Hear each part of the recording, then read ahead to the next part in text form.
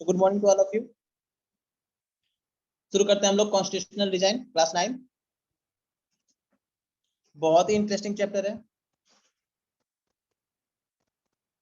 Chapter शुरू करने से पहले एक अप्रोच देख ले कि हम लोग कैसे इस चैप्टर को पढ़ेंगे। पहले ओवरव्यू लेंगे कि इस चैप्टर में हम लोग को कैसे पढ़ना है, कौन कौन सी चीजें पढ़नी है। उसके बाद साउथ अफ्रीका की स्टोरी है, democratic constitution in south Africa, इसके बारे में थोड़ा सा बात करेंगे। फिर बात करेंगे कि हमें कॉन्स्टिट्यूशन की जरूरत क्यों है, making of Indian constitution, path to constitution, constituent assembly और guiding value of Indian constitution. इसमें हम लोग जो फिलॉसफी है इंडियन कॉन्स्टिट्यूशन की उसके बारे में बात करेंगे, और फिलॉसफी में ही जो भारत का इंडिया का प्रियम्बल है उसके बारे में बात करेंगे, और इंस्टीट्यूशनल डिजाइन के बारे में बात करेंगे। तो चैप्टर जब शुरू होता है तो चैप्टर शुरू होते ही बहुत सारे क्वेश्चंस क्लियर हो जाने चाहिए कि ये जो बेसिक क्वेश्चंस हैं जो इस चैप्टर में नॉर्मल से पूछे जाएंगे, जिसका हमको आंसर फाइंड करना है। कि कॉन्स्टिट्यूशन क्या है, कॉन्स्टिट्यूशन की जरूरत क्यों है, कैसे बनाया जाता है, कौन डिजाइन करता है और किस वे में, इसके वैल्यू क्या है। एक बार अगर कॉन्स्टिट्यूशन एक्सेप्ट कर लिया जाए तो क्या रिक्वायरमेंट के अकॉर्डिंग इसमें चेंज किए जा सकते हैं। तो बहुत सारी क्वेश्चंस है, बहुत सारी चीजें हैं जो हम लोग को देखनी है। इस चैप्टर को बिगिन करते हैं हम लोग अफ्रीका की एक स्टोरी से, उसके बाद हम धीरे धीरे टर्न करेंगे किस पे, इंडिया की स्टोरी पे, और फाइंड करेंगे वैल्यू ऑफ इंडियन कॉन्स्टिट्यूशन को। पढ़ चुके हम लोग, एक बार और पढ़ेंगे। उसके बाद फिर हम लोग अब आगे ही बढ़ जाएंगे, पीछे नहीं बढ़ेंगे। साउथ अफ्रीका की मैं बात करूं तो साउथ अफ्रीका अभी ब्रिटिश कॉलोनी थी, ब्रिटेन की कॉलोनी थी, जैसे हम लोग कॉलोनी थे उसी तरह साउथ अफ्रीका भी ब्रिटेन की कॉलोनी थी। और वहां पे एक बहुत ही बेकार सिस्टम चलता था ब्रिटिश गवर्नमेंट द्वारा, जिसको हम लोग बोलते थे अपार्थी सिस्टम। रेशियल डिस्क्रिमिनेशन किया जाता था इसमें। रेशियल डिस्क्रिमिनेशन का मतलब कलर के बेस पे, नॉन वाइट और वाइट। नॉर्मल जो अफ्रीका के मूल लोग थे वो क्या थे बच्चा, नॉन वाइट थे, और जो यूरोप से लोग गए थे वो क्या थे, वाइट थे। तो इनके बीच डिस्क्रिमिनेशन था, रेशियल डिस्क्रिमिनेशन था वाइट में और नॉन वाइट में। और एक सिस्टम बनाया गया इस रेशियल डिस्क्रिमिनेशन का, जिसको हम लोग बोलते थे अपार्थी सिस्टम। अब इस सिस्टम में क्या कहा कि साउथ अफ्रीकन लोगों पे ये सिस्टम इंपोज किया गया, किसके द्वारा, जबरदस्ती डाला गया, यूरोपियन कंट्रीज द्वारा, नॉर्मल सी बात, इंग्लैंड द्वारा। बोला क्या गया इस सिस्टम में, बोला गया कि जितने भी नॉन वाइट लोग हैं, नॉन वाइट पीपुल हैं, उनको परमिशन नहीं है कि वो व्हाइट के एरियाज में जाएं। दूसरा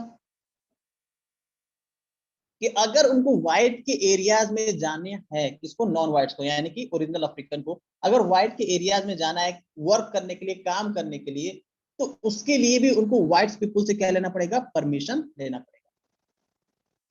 इतना ज्यादा अपार्थिक का रेशियल डिस्क्रिमिनेशन वहां पे होता था कि वहां पे आप लोग देखेंगे train, bus, taxi, hotel, hospital, school, college, library, cinema hall, theatre, beach, swimming pool, public toilet भी क्या थे, सेपरेट थे, अलग अलग थे।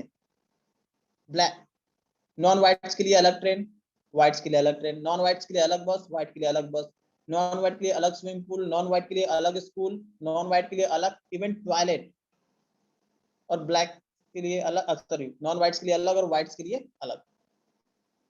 Non whites related with original African जो ब्लैक कलर्स के थे, इसलिए ब्लैक अच्छा नहीं लगता, इसलिए उसको नॉन व्हाइट में बोल रहा हूँ, ठीक है। अब ये जो सिस्टम था ना, सब चीज को अलग अलग करने का, ये सिस्टम करता था सेग्रीगेशन। पूछता है व्हाट इज सेग्रीगेशन, एक क्वेश्चन पूछता है, तो आप लोग इसमें लिख सकते हैं इन सारी चीजों के बारे में। इवन जो चर्चेस थे वो भी सेपरेट कर दिए गए थे। वे चर्चेस जहां पे व्हाइट वर्शिप करते थे वहां पे नॉन व्हाइट वर्शिप नहीं कर सकते। जो नॉन व्हाइट थे यानी कि जो ब्लैक थे, वो किसी तरह का एसोसिएशन नहीं बना सकते, किसी तरह का प्रोटेस्ट नहीं कर सकते। जो इनके साथ ये टेरिबल ट्रीटमेंट हो रहा था उसकी अगेंस्ट किसी तरह का कोई भी एक्शन नहीं ले सकते, कोई भी एसोसिएशन नहीं बना सकते। इवन आप देखेंगे कि जो नॉन व्हाइट्स थे उनके पास वोटिंग राइट्स भी नहीं थी, उनके पास वोटिंग राइट्स भी नहीं थी।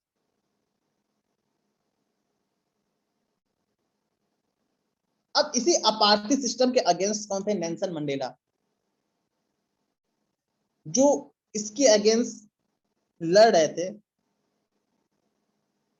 इसके अगेंस्ट क्या कर रहे थे? लड़ रहे थे, जिसके लिए उनको क्या किया गया, वहां की गवर्नमेंट द्वारा, जो व्हाइट लोगों की गवर्नमेंट थी, उनको जेल में डाल दिया गया लगभग 28 सालों के लिए। 1964 में लगभग उनको उठा के जेल में डाला गया था, 1964 में, और बहुत लंबे समय तक वो क्या रहे, जेल में रहे। चलिए, जब 1950 आया तो जो ब्लैक कलर्स पीपल थे, यानी कि जो नॉन व्हाइट्स थे, और वहां पे कुछ इंडियंस थे जो माइग्रेट हुआ वहां होके वहां गए थे, उन्होंने अपार्थी सिस्टम के अगेंस्ट क्या किया? एक प्रोटेस्ट लॉन्च किया, मास प्रोटेस्ट, स्ट्राइक, बहुत ही बड़ा स्ट्राइक। इवन इसको अफ्रीकन नेशनल कांग्रेस ने भी क्या किया? सपोर्ट किया। अफ्रीकन नेशनल कांग्रेस, जैसे भारत में इंडियन नेशनल कांग्रेस, उसी तरह अफ्रीका में अफ्रीकन नेशनल कांग्रेस थी, जो इस अपार्थी सिस्टम के अगेंस्ट अफ्रीका को फ्रीडम दिलाने के लिए क्या कर रही थी? स्ट्रगल कर रही थी।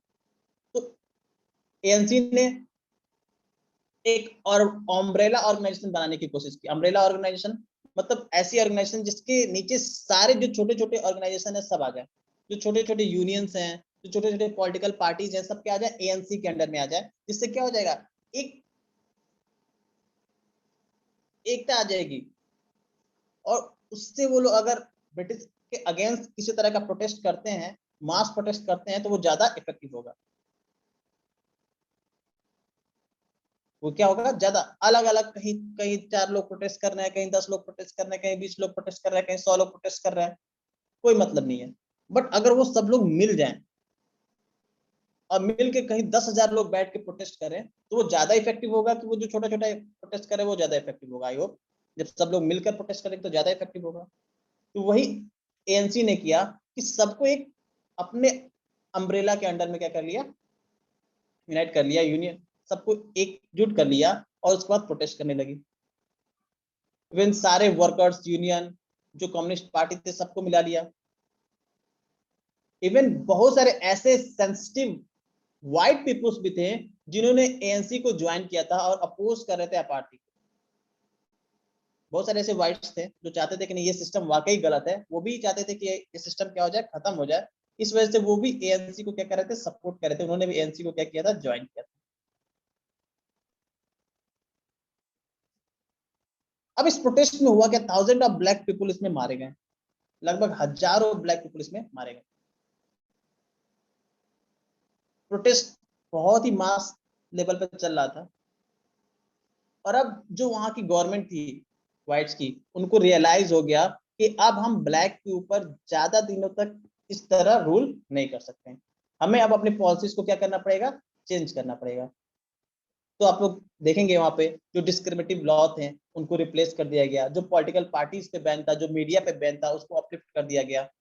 इवन 18 ईयर बाद जो नेल्सन मंडेला को जेल में डाला गया था, उनको भी क्या कर दिया गया? फ्री कर दिया गया। और फाइनली हम लोग देखेंगे 26 अप्रैल 1944 को मिडनाइट को साउथ अफ्रीका ने अपने आप को क्या कर दिया? आजाद कर लिया, और वर्ल्ड न्यूएस्ट डेमोक्रेटिक कंट्री बनके सामने आई। अब साउथ अफ्रीका आजाद तो हो गया, बट उसके सामने बहुत सारी प्रॉब्लम्स थी। प्रॉब्लम्स क्या थी? कि जो वहां पे व्हाइट लोग थे, जो वहां थे,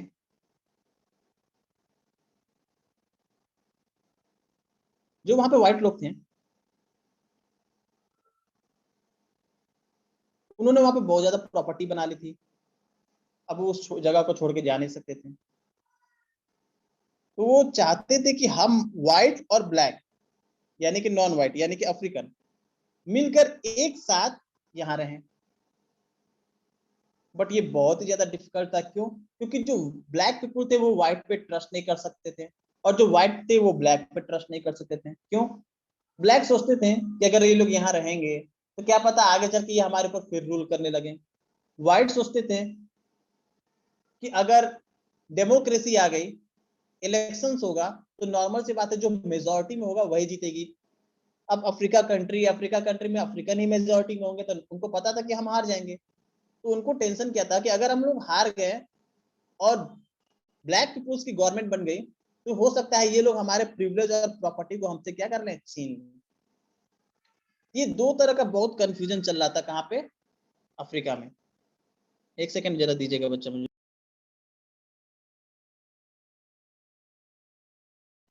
ओके,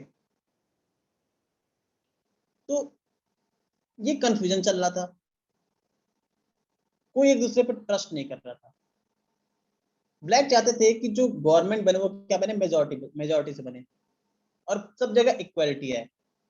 व्हाइट जो माइनॉरिटी थे, मेजोरिटी मतलब जो पॉपुलेशन में ज्यादा होते हैं उसको मेजोरिटी ग्रुप बोलते हैं, माइनॉरिटी जो कम होते हैं उनको माइनॉरिटी ग्रुप बोलते हैं। तो ब्लैक नॉर्मल सी बात है, जो नॉन व्हाइट्स थे अफ्रीका में मेजोरिटी में थे, और जो व्हाइट जो गए थे यूरोप से अफ्रीका,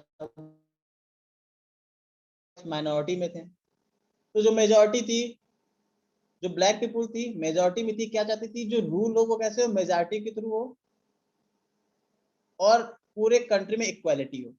व्हाइट क्या चाहते थे, व्हाइट जो माइनॉरिटी में थे सिर्फ ये चाहते थे कि जो उनका प्रिविलेज है, जो उनकी प्रॉपर्टी है वो क्या रहे, प्रोटेक्टेड रहे, उसको कोई ना छीने। ये दिक्कत थी। दोनों ग्रुप्स के बीच एक लंबा नेगोशिएशन चला, एक लंबी बातचीत चली, लगभग 2 सालों तक। और फाइनली एक रिजल्ट पे वो लोग पहुंचे कि अगर हम लोग के बीच में ट्रस्ट क्रिएट करना है तो हमें कुछ ऐसे रूल्स, सेट ऑफ रूल्स लिखने रहेंगे। जैसे गेम में रूल्स होते हैं उसी तरह एक सेट ऑफ रूल्स लिखना रहेगा, जिसे हम लोग हमेशा मानेंगे, कोई भी इसे तोड़ेगा नहीं। और यही रूल्स फ्यूचर्स में गवर्नमेंट चूज करेंगे और कैसे कंट्री चलेगी इसको डिसाइड करेंगे। यही रूल डिसाइड करेंगे कि गवर्नमेंट क्या कर सकती है, गवर्नमेंट के पास कौन सी पावर होगी, गवर्नमेंट क्या कर सकती है और क्या नहीं कर सकती है। तो फाइनली वहां पे सेट ऑफ लॉज बना, जिसको हम लोग क्या बोलते हैं, कॉन्स्टिट्यूशन बोलते हैं, संविधान। आइए आगे के पोर्शन पे चलते हैं। तब ये जो कॉन्स्टिट्यूशन बना, संविधान है, इसका रोल क्या है सर, ये काम क्या करता है, कैसे काम करता है?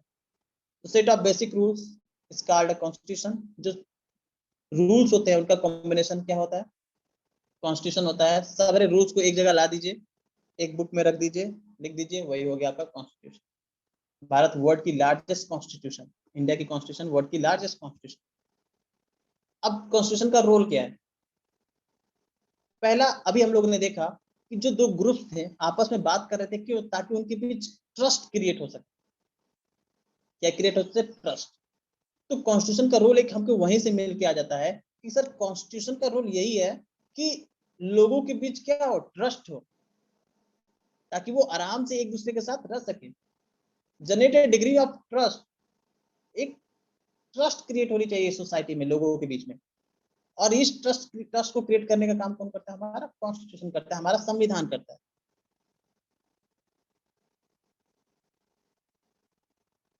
दूसरा, हम लोगों ने वही देखा कि अफ्रीका में क्यों बनाया जा रहा था सेट ऑफ लॉ, इसलिए बनाया जाता है ताकि ये डिसाइड, इसलिए बनाया जा रहा था ताकि ये डिसाइड किया जा सके कि गवर्नमेंट कैसे चलेगी। तो सेकंड फीचर्स देख लीजिए, specify how the government will constitute, who will have to power to take which decision. Government कैसे चलेगी, गवर्नमेंट के पास कितनी पावर होंगी, कौन कौन से डिसीजन कौन ले सकता है, ये भी कौन डिसाइड करेगा? कॉन्स्टिट्यूशन, संविधान। गवर्नमेंट की लिमिट क्या है,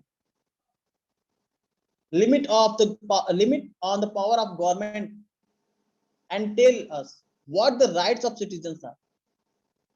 गवर्नमेंट्स की पावर क्या होगी, सरकार की शक्तियां कितनी होंगी, प्लस जो हमारे राइट्स हैं, लोगों के राइट्स हैं, उनके बारे में बताने का काम भी क्या करता है, हमारा कॉन्स्टिट्यूशन करता है।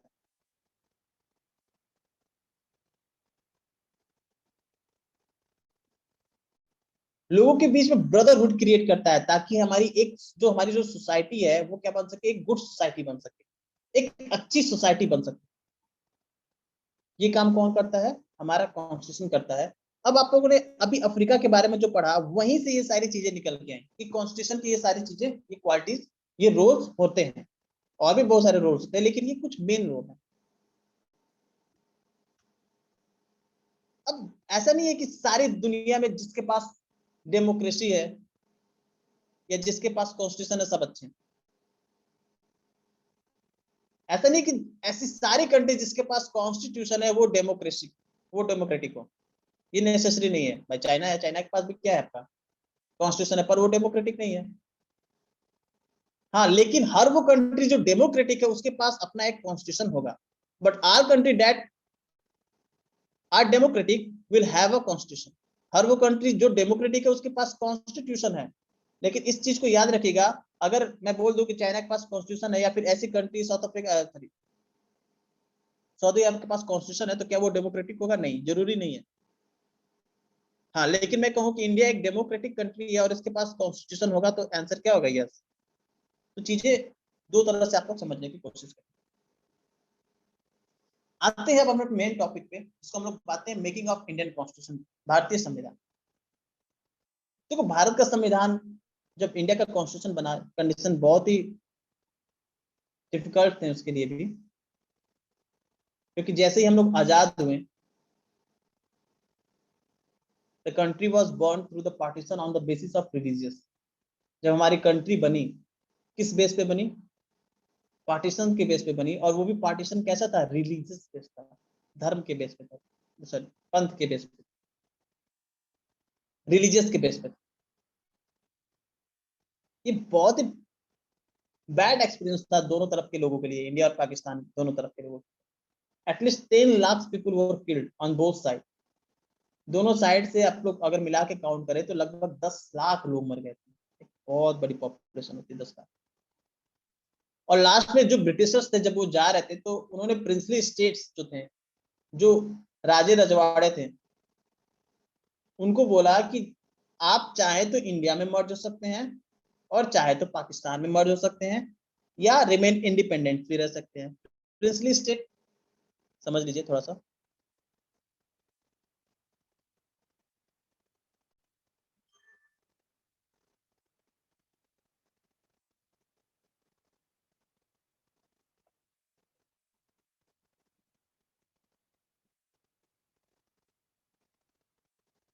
भारत था, पूरा पार्टीशन हो गया, यहाँ से इधर आप देखेंगे तो इधर पाकिस्तान हो गया अपना। प्रिंसली स्टेट का मतलब कि ऐसे स्टेट जो ईस्ट इंडिया कंपनी के अंडर में नहीं थे, मतलब राजे रजवाड़े, जो इंडिपेंडेंट राजे रजवाड़े थे, उसी को हम लोग बोलते हैं प्रिंसली स्टेट। अब ईस्ट इंडिया कंपनी ने कहा कि जो ईस्ट इंडिया कंपनी का प्रोविंस है, जो ईस्ट इंडिया कंपनी का जो क्षेत्र है, उसको हम लोग दो पार्ट में डिवाइड कर देते हैं। एक चला गया पाकिस्तान और एक हो गया इंडिया। बट अभी भी बहुत सारे प्रिंसली स्टेट थे, जैसे आप कश्मीर देखोगे, हैदराबाद देखोगे, क्या थे? प्रिंसली स्टेट थे। लगभग इंडिया के टेरिटरीज में देखोगे तो लगभग 500 प्लस प्रिंसली स्टेट्स। अब ईस्ट इंडिया कंपनी ने कहा, जो ब्रिटिशर्स थे उन्होंने क्या कहा कि प्रिंसली स्टेट से कि आपको मन करे तो आप इंडिया के पास चले जाइए, आपको मन करे तो पाकिस्तान के पास चले जाइए, या मन करे तो आप लोग क्या रहिए, फ्री रहिए। अभी तो बहुत कंफ्यूजन थी। मान लो कि इंडिया में कोई यहाँ पे कोई प्रिंसली स्टेट था, अब वो कहे कि मुझे पाकिस्तान में जाना है। यहाँ पे कोई हो तो कहे मुझे पाकिस्तान में जाना है। पाकिस्तान में कोई यहाँ पे हो कहे मुझे इंडिया में जाना है, तो ये तो बहुत बड़ी डिफिकल्टी हो जाएगी ना। अब यहाँ की, यानी कि हम लोग को यहाँ से रास्ता बना के दे इंडिया में जाने के लिए, पाकिस्तान में जाने के लिए, तो ब्रिटिशर्स को पता नहीं क्या समझ में आ रहा था, झगड़ा लगा के चले गए। ये बहुत ही डिफिकल्ट टास्क था दोनों कंट्रीज के लिए। बट हम लोगों ने क्या किया, धीरे धीरे सारे प्रिंसली स्टेट को अपने में मर्ज कर लिया। कुछ तो ट्रीटी के थ्रू, कुछ पीसफुली, और कुछ जो नहीं मान रहे थे उनको फोर्सफुली भी क्या कर दिया गया, इंडिया में मिला दिया गया। कश्मीर अलग मुद्दा है, बाद में बात करेंगे। पैथ ऑफ इंडियन कॉन्स्टिट्यूशन के बारे में बात करें, तो ऐसा नहीं था कि हम लोग सो के उठे, अरे आजाद हो गए चलो कॉन्स्टिट्यूशन बनाते हैं, ऐसा नहीं था। कॉन्स्टिट्यूशन बनाने के पीछे बहुत ही स्ट्रगल थे। ऐसा नहीं था कि आजादी के बाद हम लोगों ने कॉन्स्टिट्यूशन बनाना शुरू किया था, ऐसा नहीं है। इससे पहले हम लोग पहले से ही ये सोच के बैठे कि नहीं, हम लोग को कॉन्स्टिट्यूशन बनाना है, हमें कॉन्स्टिट्यूशन बनाना है, हमें पहले से पता था। सब चाहते थे कि भारत का कॉन्स्टिट्यूशन बने।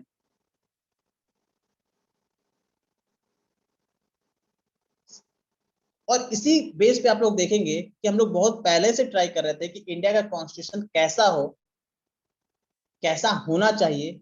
इसके लिए हम लोग पहले से ही तैयार थे, ड्राफ्टेड तैयार कर रहे थे। इन 1928 में मोतीलाल नेहरू और कांग्रेस की 8 लीडर ने एक ड्राफ्ट तैयार किया कॉन्स्टिट्यूशन फॉर इंडिया, कि भारत का संविधान कैसा होना चाहिए।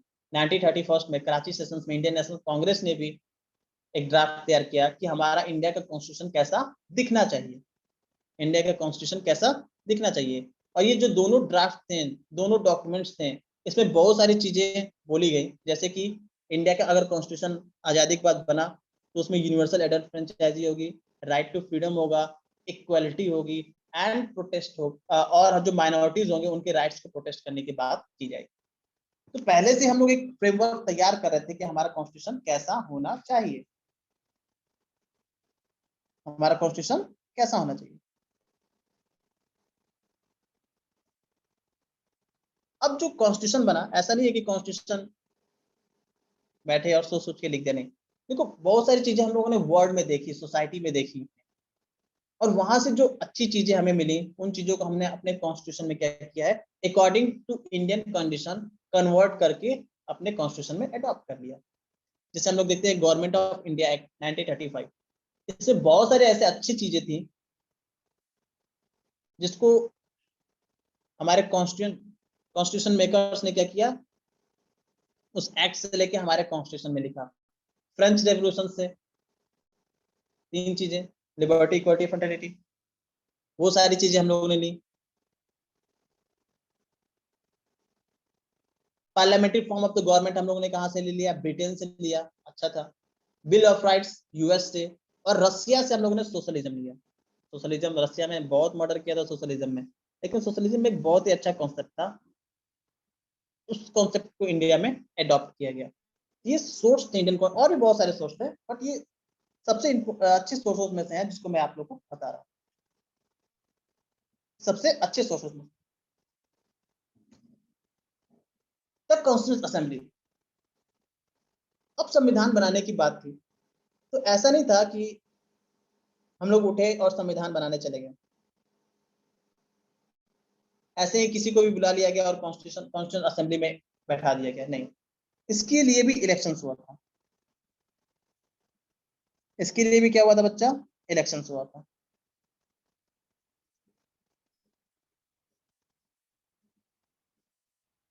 इसके लिए भी इलेक्शन हुए थे। आप देखेंगे जो हमारी इंडियन कॉन्स्टिट्यूशन था, जो हमारी कॉन्स्टिट्यूशन असेंबली थी, एक सेकंड जरा मुझे दे दीजिए।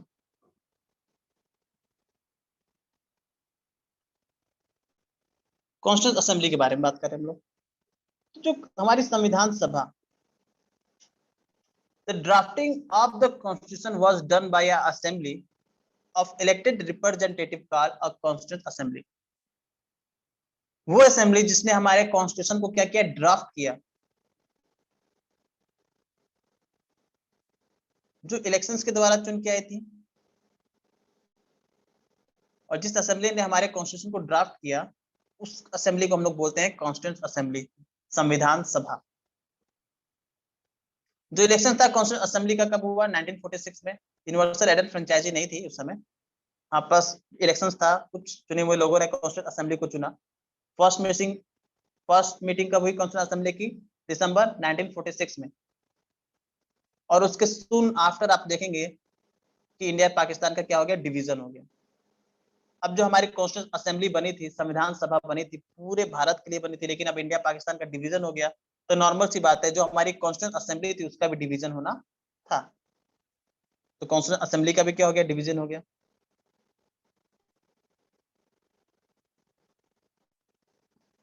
हमारे कॉन्स्टिट्यूंट असेंबली का भी क्या हो गया, डिवीजन हो गया।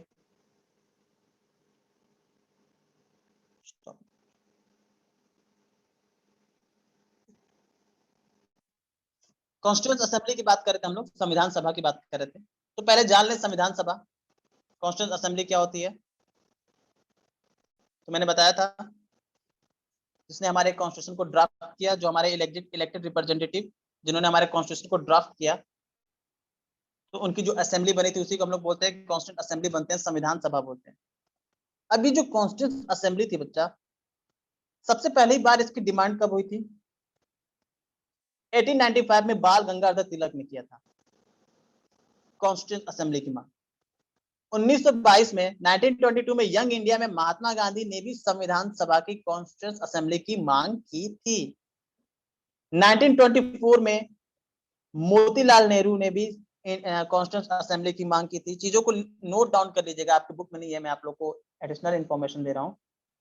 पहली बार संविधान सभा की मांग 1895 में बाल गंगाधर तिलक ने किया था, फिर 1922 में यंग इंडिया में महात्मा गांधी ने, फिर 1924 में मोतीलाल नेहरू, और सबसे पहले ऑफिशियल रूप से जो कॉन्स्टिट्यूएंट असेंबली की मांग डिमांड की थी वो किसने की थी?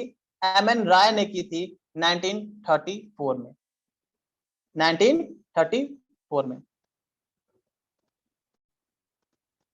और सबसे पहले ऑफिशियली मांग आईएनसी द्वारा कब हुई थी? 1935 में हुई थी। कब हुई थी? 1935 में। तो ये सारी चीजें नोट डाउन कर लीजिएगा।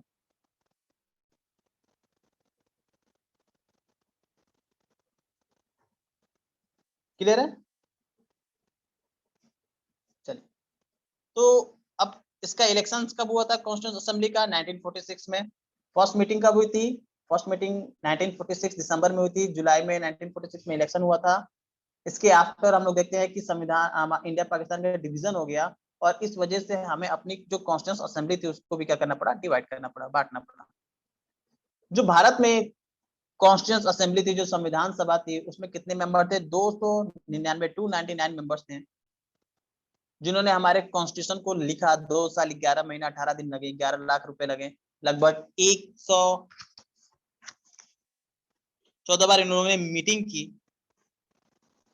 114 दिन इन्होंने क्या की? मीटिंग की, डिस्कशन किया, हर चीज पे बात हुई, हर एक चीज, हर जो चीज आ रही थी उस पर एक लॉन्ग डिस्कशन, लॉन्ग डिबेट हुआ, और हर एक बात नोट की गई, लिखी गई। जो भारी भरकम 12 बुक्स का एक वॉल्यूम है, 12 बल्क वॉल्यूम है कॉन्स्टिट्यूशन असेंबली का, जिसमें आप चाहे तो जाके पढ़ सकते हैं कि जब हमारा कॉन्स्टिट्यूशन बन रहा था तो किस किस टॉपिक पे किस तरह बहस हुई, किसने क्या बोला, सब कुछ उस बुक में लिखा हुआ है। 12 बल्क है, उन 12 वॉल्यूम है उन बुक्स का। तो हर एक बात रिकॉर्ड की गई हमारे कॉन्स्टिट्यूशन असेंबली में। और फाइनली 26 जनवरी 1950 को हमारा कॉन्स्टिट्यूशन क्या कर लिया गया? अडॉप्ट कर लिया गया। देखो, हमारा जो कॉन्स्टिट्यूशन था, ये आप देखेंगे यहाँ पे कि 26 नवंबर 1949 को ही बन गया था, बट इसको अडॉप्ट किया गया 26 जनवरी 1950 को। इसके पीछे की कहानी है, इसके पीछे की कहानी आप लोग को होमवर्क में दी गई थी, तो आई होप आप लोग आज उस होमवर्क को भेज देंगे। कहानी क्या थी? आज के लिए इतना ही, मिलते हैं नेक्स्ट वीडियो में।